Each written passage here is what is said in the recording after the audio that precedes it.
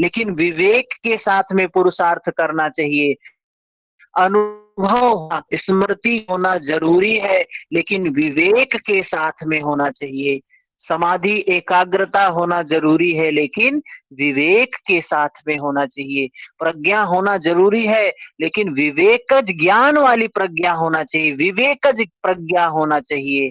इसको समझेंगे क्या है ये, 5 चीजों को समझ ले अच्छे से, बहुत महत्वपूर्ण चीज है ये, और बहुत अच्छे से समझ में आएगी आपको। पहली बात हम समझ लेते हैं श्रद्धा को। श्रद्धा कैसे यह अंधश्रद्धा हो जाया करती है। श्रद्धा क्या होती है कि किसी भी इष्ट देव के प्रति श्रद्धा, किसी महापुरुष के प्रति श्रद्धा, या जो हम योगाभ्यास कर रहे हैं, साधना कर रहे हैं, उस साधना के प्रति श्रद्धा होना चाहिए। अगर होगी नहीं तो क्या करेंगे, हम भटक जाएंगे। श्रद्धा होनी चाहिए, लेकिन अंधश्रद्धा नहीं होनी चाहिए, अंधभक्ति नहीं होनी चाहिए। समाज में कुछ लोग दिखाई देते हैं, कैसे हो जाते हैं, अंधभक्त हो जाते हैं। अंधभक्त हो जाते हैं, वो क्या हो जाते हैं, वो वकील हो जाते हैं उस व्यक्ति का, उस व्यक्ति के बारे में बुरा सुन नहीं सकते हैं, उस व्यक्ति को महान बताने के लिए कुछ भी कर सकते हैं, भले वो हो या ना हो, अलग की बात है। तो श्रद्धा कैसे अंधश्रद्धा हो जाती है, इसको थोड़ा सा समझने का प्रयास करें। जैसे हम डॉक्टर के पास जाते हैं दवा लेने, श्रद्धा होनी चाहिए, डॉक्टर के प्रति भी विश्वास होना चाहिए, श्रद्धा होनी चाहिए। अगर विश्वास नहीं होगा, श्रद्धा नहीं होगी, तो हम डॉक्टर से इलाज नहीं करवा सकते हैं। कितना भी अच्छा डॉक्टर हो, अगर हमारा विश्वास उसके ऊपर ना हो, तो हमें उसकी दवाएं काम नहीं करेंगी। ये विश्वास, श्रद्धा बहुत बड़ी चीज होती है। लेकिन हम इतना ज्यादा विश्वास है उसके ऊपर, इतनी ज्यादा श्रद्धा है उसके ऊपर, कि हम क्या करते हैं, हमारी तबीयत खराब हुई, हम गए डॉक्टर के पास, डॉक्टर के प्रति हमारी खूब श्रद्धा है, खूब श्रद्धा है, खूब विश्वास है उसके ऊपर। हम गए डॉक्टर के पास, डॉक्टर के पास जाते हैं और उससे दवा लेते हैं, अपनी बीमारी दिखाते हैं, और डॉक्टर हमको एक पर्चे पे लिख कर दे देता है कि ठीक है, ये दवा 2 गोली दोपहर, 2 गोली सुबह, 2 गोली शाम में ये आपको खाना है। बहुत खुश होता है व्यक्ति कि हमारा डॉक्टर कितना विद्वान है, कितनी बढ़िया दवाई दिया है, और हम इससे सही हो जाएंगे। वो व्यक्ति क्या करता है, श्रद्धा के मारे, विश्वास के मारे, खूब श्रद्धा है, उसके मन में खूब श्रद्धा है, वो आता है घर पर, घर पे आता है और क्या करता है, वही पर्चा निकाल के वही बस रटना शुरू कर देता है, क्योंकि श्रद्धा है उसकी। ये जो आप वीडियो चालू किए हैं, इसको बंद कर ले, नहीं तो सबका आवाज ही कट जाएगा।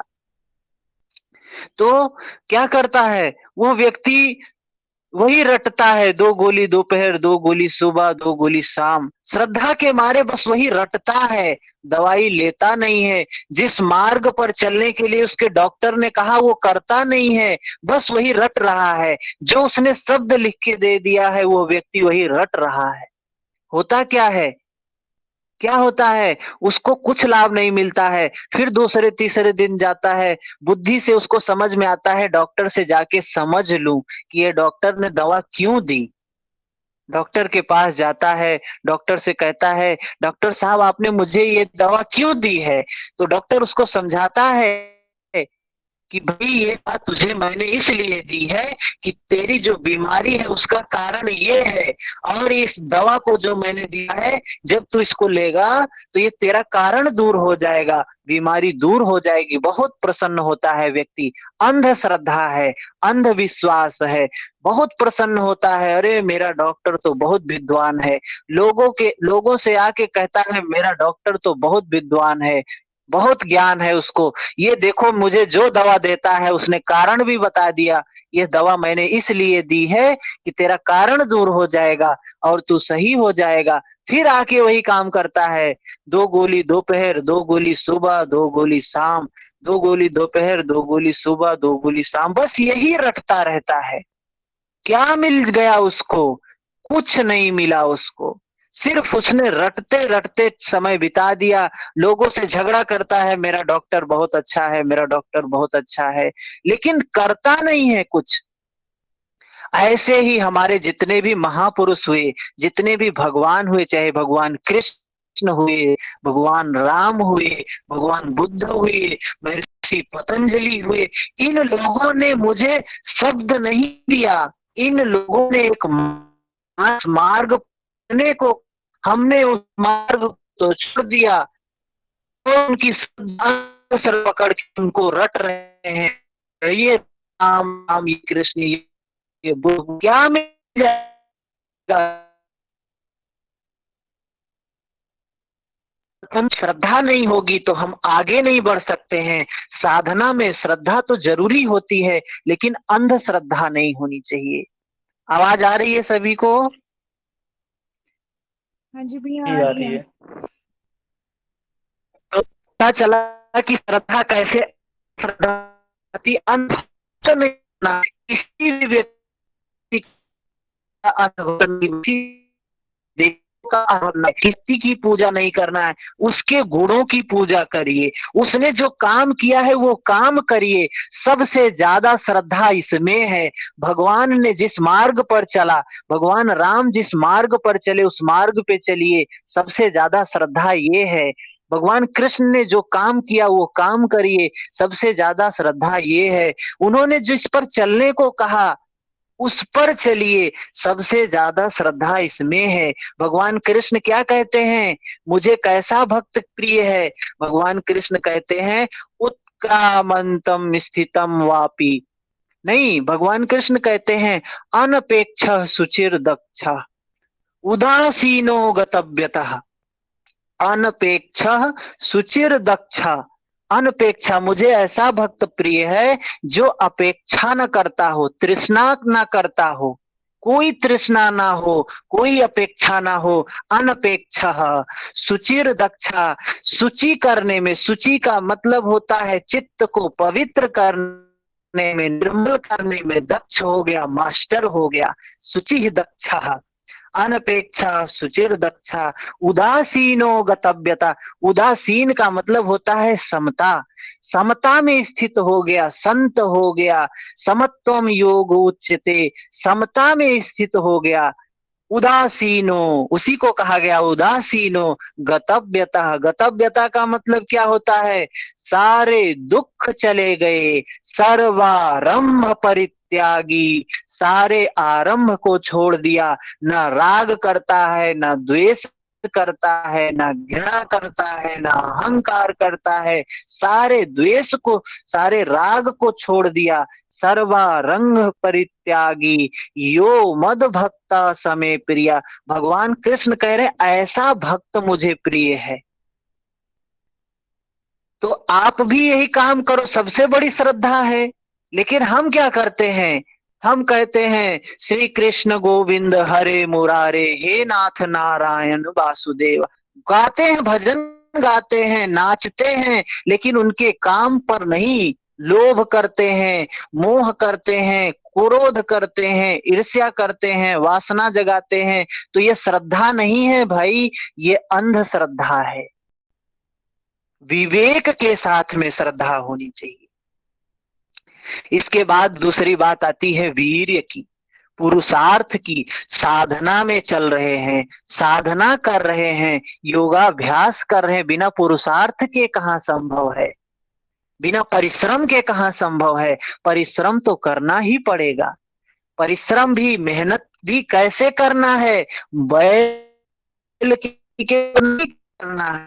कोई व्यक्ति सोचे कि मैं मेहनत करूं, असफल हो जाऊंगा। तो मेहनत अगर विवेक के साथ नहीं करोगे, वीर विवेक के साथ नहीं होगा, पुरुषार्थ विवेक के साथ नहीं होगा, तो गड्ढे में गिर जाओगे। एक कहानी सुनाता हूं, कहानी से आपको बात ज्यादा स्पष्ट होती है। एक काशी के चार पांच मित्र गंगा नदी में जाते हैं। रात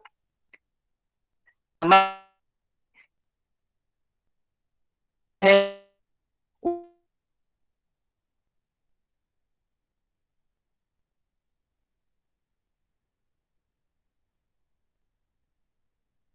आवाज नहीं आ रही है आपकी, तो बिल्कुल भी। ओम जी, अरे सर आवाज नहीं आ रही है बिल्कुल भी। आवाज नहीं आ रही है। एक मिनट, एक आवाज मिनट, नहीं आ रही एक है। मिनट, वेट कर लें, एक मिनट वेट कर लें। हरिओम। थोड़ा सा पेशेंस को बना के रखें, नेटवर्क प्रॉब्लम है, वाईफाई भी नहीं चल रहा है, तो थोड़ा सा रुक जाएं, अभी हो सकता है खुद ही सही हो जाए। ठीक है। जब आने लगे तो मैसेज कर दें कि अभी आ रही है, ठीक है, अभी अभी अभी अभी आ आ रही है, रही है, अभी आ रही अभी है। आ रही है जो ठीक आप है। बोल ठीक है, मैसेज कर दें। जब आ रही है तो बोल दें हाँ आ रही है, फिर से हम शुरू कर देते हैं। ठीक है। तो अब कुछ 4-5 मित्र सोचते हैं, आपस में विचार करते हैं, चलो आज गंगा जी हम लोग नौका विहार करेंगे। सभी जाते हैं, रात में भंग चढ़ाकर, भांग पीकर सभी लोग नाव में बैठते हैं, नौका चलाना शुरू करते हैं। सब रात भर नौका चलाते हैं, रात भर नौका चलाते हैं, पसीने से भीग जाते हैं, खूब नौका चलाते हैं। सुबह होती है तो देखते हैं नौका घाट के किनारे ही खड़ी है, 1 इंच भी आगे नहीं बढ़ी है। खूब नौका रात भर चलाए, 1 इंच आगे ही नहीं बढ़ी। तो उसमें किसी ने देखा रस्सी तो खोले ही नहीं थे, रस्सी जो खूंटे से बंधी थी उसको तो खोला ही नहीं था, सिर्फ नौका ही चलाते रहे। तो ये जो वीर है, पुरुषार्थ है, ये भी विवेक के साथ में होना चाहिए। अगर विवेक नहीं होगा तो बैल की तरीके से खूब पुरुषार्थ करेंगे, खूब मेहनत करेंगे, लेकिन आगे 1 इंच भी नहीं बढ़ेंगे। तो विवेक के साथ में पुरुषार्थ करेंगे, मेहनत करेंगे, गुरु के सानिध्य में साधना पर विश्वास रखकर, गुरु पर विश्वास रखकर, श्रद्धा रखकर अगर आगे बढ़ेंगे, विवेक के साथ आगे बढ़ेंगे, तो निरंतर आगे बढ़ते हुए चले जाएंगे। इसके बाद बताया स्मृति। स्मृति का मतलब है अनुभव। अनुभव कैसा होना चाहिए? अनुभव अपना होना चाहिए, खुद का अनुभव होना चाहिए, पराया अनुभव नहीं होना चाहिए। किसी ने कह दिया, आपने मान लिया, वेदों ने कह दिया, उपनिषदों ने कह दिया, रामायण ने कह दिया, गीता ने कह दिया, इसलिए आपने मान लिया, ये सत्य नहीं है। सत्य आपके लिए वही है जो आपने अनुभव किया है, वही है सत्य। तो यह स्मृति भी विवेक पर होनी चाहिए, विवेकज ज्ञान होना चाहिए, जो आपके अनुभव पर हो। अनुभव पर जो होगा वो क्या है? स्मृति है। और अगर श्रद्धा बस दूसरे से सिर्फ जिस किसने कह दिया आपने मान लिया, वो अनुभव नहीं है, वो क्या है? पराया ज्ञान है। और पराया ज्ञान क्या होता है? ये खाद होता है, खाद्य नहीं होता है। पराया ज्ञान खाद का काम करता है, खाद्य का नहीं।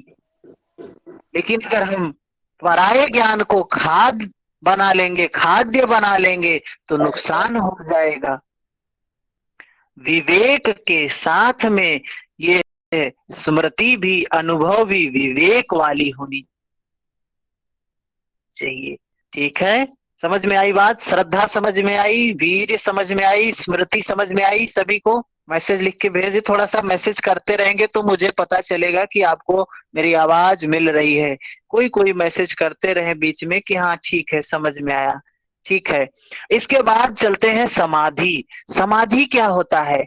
समाधि का मतलब क्या है? समाधि का मतलब होता है एकाग्रता।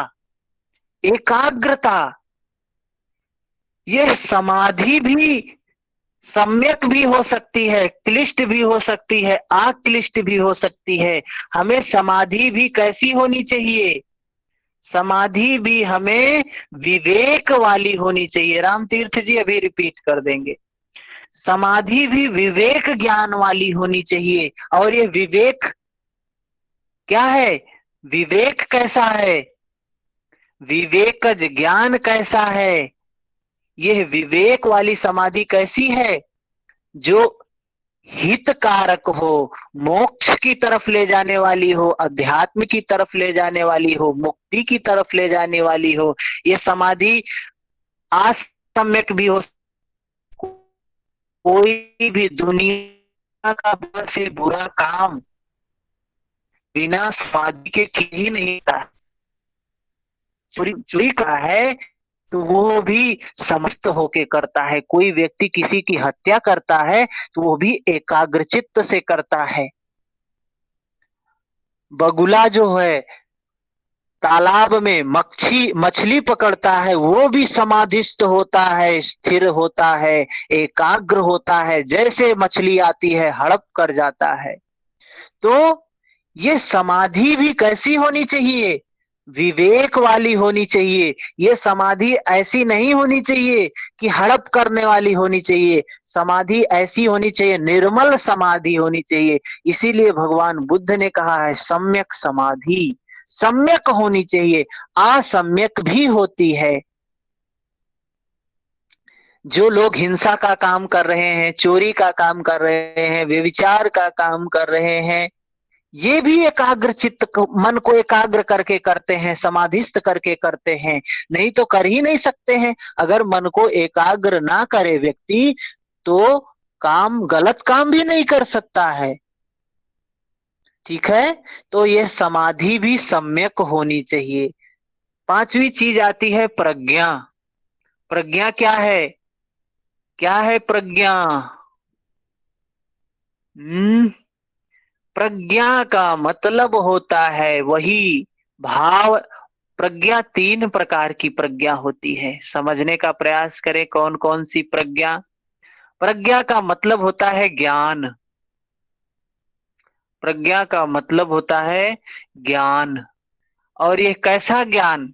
ज्ञान तीन प्रकार का होता है। प्रज्ञा तीन प्रकार की होती है। कौन सी प्रज्ञा है? सबसे पहले आती है श्रुत प्रज्ञा, जिसको बोलते हैं श्रुत ज्ञान। अभी जो मैं बोल रहा हूं ये आपको ज्ञान मिल रहा है कि नहीं मिल रहा है? ये ज्ञान जो आपको मिल रहा है ये श्रुत ज्ञान है, जो वेद से मिलता है। श्रुत ज्ञान है, उपनिषद से मिलता है, रामायण से मिलता है, गीता से मिलता है, योग सूत्र से मिलता है, किसी महापुरुष से मिलता है। क्या है? श्रुत ज्ञान है, श्रुत प्रज्ञा है। दूसरी प्रज्ञा, इससे ऊपर वाली प्रज्ञा होती है चिंतनमयी प्रज्ञा। जो हम क्या करते हैं? चिंतन बुद्धि के द्वारा, तर्क वितर्क के द्वारा इस पर हम चिंतन करते हैं। अरे भाई हाँ, ये बात तो जो कह रहे हैं सही कह रहे हैं। हमने इस पे सोच विचार कर इसको मान लिया। ये कौन सा ज्ञान हुआ? चिंतन वाला ज्ञान, जिसको कहा गया चिंतनमयी प्रज्ञा। तो यह जो श्रुत प्रज्ञा होती है ये चिंतनमयी प्रज्ञा के लिए आधार बनती है। श्रुत जो प्रज्ञा होती है ये चिंतन करने के लिए कहा नहीं गया है श्रवण मनन निधिध्यासन। अपने यहाँ जो अध्ययन का सिस्टम है कि श्रवण मनन निधिध्यासन। श्रवण क्या है? श्रुत ज्ञान है। मनन क्या है? चिंतन क्या है? चिंतनमयी प्रज्ञा है। जो दूसरी प्रज्ञा है, दूसरा ज्ञान है, इससे ऊपर का होता है। लेकिन ये दोनों हमारे किसी काम के नहीं है जब तक वो तीसरी प्रज्ञा ना हो। तीसरी प्रज्ञा क्या है? भावनामयी प्रज्ञा। भावनामयी प्रज्ञा क्या है? भावित प्रज्ञा, जो अनुभव पर होती है। अनुभव पर। अनुभव पर किसके? खुद के अनुभव पर। इस शरीर में जो अनुभव हो, सच्चाई हो, 3.5 हाथ की काया में जो सच्चाई अनुभव हो, वो है सत्य। वही कह रहे हैं ये 5 चीजें होनी चाहिए। इसको थोड़ा सा एक कहानी के माध्यम से समझेंगे। प्रज्ञा को थोड़ी सी एक कहानी के माध्यम से समझेंगे। कैसे? मान लीजिए आप रेस्टोरेंट में जाते हैं, कभी गए होंगे किसी होटल में, रेस्टोरेंट में। तो जब जाते हैं होटल या रेस्टोरेंट में तो वहां पे एक मेनू कार्ड आपको मिलता है, एक रेट लिस्ट और क्या क्या चीज इनके यहाँ है उसका एक आपको चार्ट मिल जाता है कि आप क्या लेना चाहते हैं। तो आप उसको पढ़ते हैं, लेकर देखते हैं कौन सी चीज है, क्या रेट है। तो वो पढ़ते हैं तो ज्ञान तो मिल ही जाता है, इतना ज्ञान तो पता ही चल गया, ये चीज यहाँ पे बना है और इतना इतना इतना इसका रेट है, ये भी ज्ञान है, पहली चीज। दूसरी चीज ये हो गई, कौन सा ये ज्ञान हो गया? श्रुत ज्ञान हो गया, जो आपने सुना या देखा, ये श्रुत ज्ञान है। आपका इससे पेट नहीं भरा, आपने ज्ञान ले लिया लेकिन आपका इससे पेट नहीं भरा, आपको इसका स्वाद नहीं मिला, इससे आनंद भी नहीं मिला। ज्ञान तो मिला लेकिन आपका कोई हित नहीं हुआ, ये है श्रुत ज्ञान। ठीक है।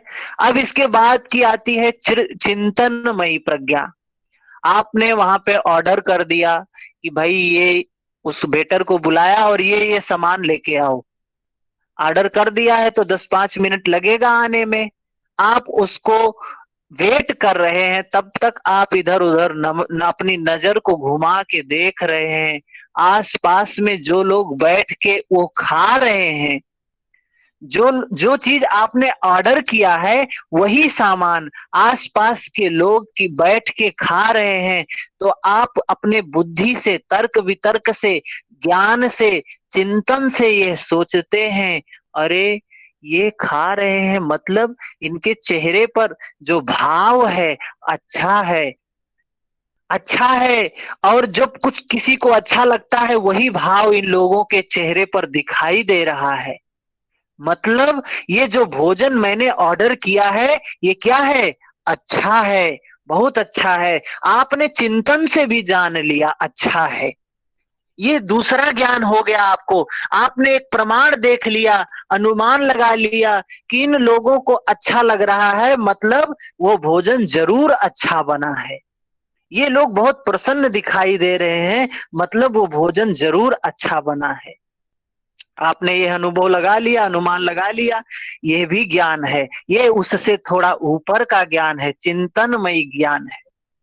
आपको श्रुत ज्ञान हो गया, चिंतनमयी ज्ञान हो गया, और आप अब होटल से उठिए और चले आइए, क्या होगा? कोई बता सकता है क्या होगा? क्या आपका पेट भरा? आपको आनंद मिला? नहीं मिला, कुछ नहीं मिला। वो तो सिर्फ ज्ञान ही ज्ञान है, कोरा ज्ञान है, किसी अर्थ में आया ही नहीं। तीसरा ये भावनामयी प्रज्ञा क्या होती है? जब उस वेटर ने आपके सामने आपका ऑर्डर किया हुआ ले आया और आपके सामने रख दिया, आपने अपने हाथ से उसको तोड़ के जब खाया, तो जो अनुभव हुआ, जो ज्ञान मिला, वो आपके लिए कल्याणकारी है, वो आपको मोक्ष देने वाला है, मुक्ति देने वाला है, आनंद देने वाला है। तो ये अनुभव जो होती है, प्रज्ञा वाली जो अनुभव है, वो प्रज्ञा होनी चाहिए। ये नहीं होना चाहिए अरे अब हम तो सब जान गए हैं, अब तो हम सब जान गए हैं, हमने पूरा गीता पढ़ लिया, रामायण पढ़ लिया, योग सूत्र पढ़ लिया, अब तो हम विद्वान हो गए हैं, अब हम मुक्त हो जाएंगे। तो ये अहंकार हो गया, ज्ञान नहीं हुआ। ये ज्ञान को और अंधकार में कर दिया, अहंकार हो गया। अब हमें ज्ञान नहीं, अब ज्ञान का अहंकार हो गया, और अहंकार हो गया, अंधेरे में हम चले गए। वही काम हो गया कि वेटर को हमने ऑर्डर दे के चिंतन करके फिर वापस चले आए। आज समाज में यही हो रहा है कि वेद, उपनिषद, रामायण, गीता, भागवत सब जान रहे हैं, प्रवचन में खूब कहते हैं कि ये करना चाहिए, निष्काम कर्म करना चाहिए, ये भक्ति करनी चाहिए, वो भक्ति करनी चाहिए है। तो जब जाना होगा भागवत करने के लिए तो ठेका लेंगे कि भाई इतना रुपया लेंगे तभी आएंगे, इतना मिलेगा तभी जाएंगे। स्टेज पे कहने के लिए कहते हैं, कहने के लिए है वो सारी बातें, अपने लिए नहीं है, सिर्फ दूसरों के लिए है। तो यही चल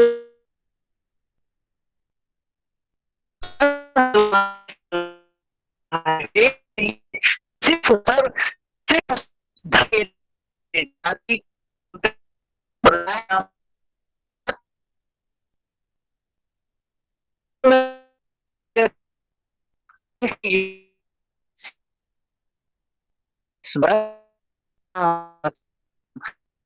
ये जो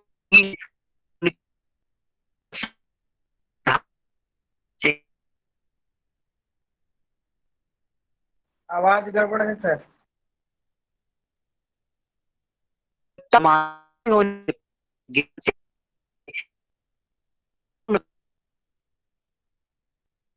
अब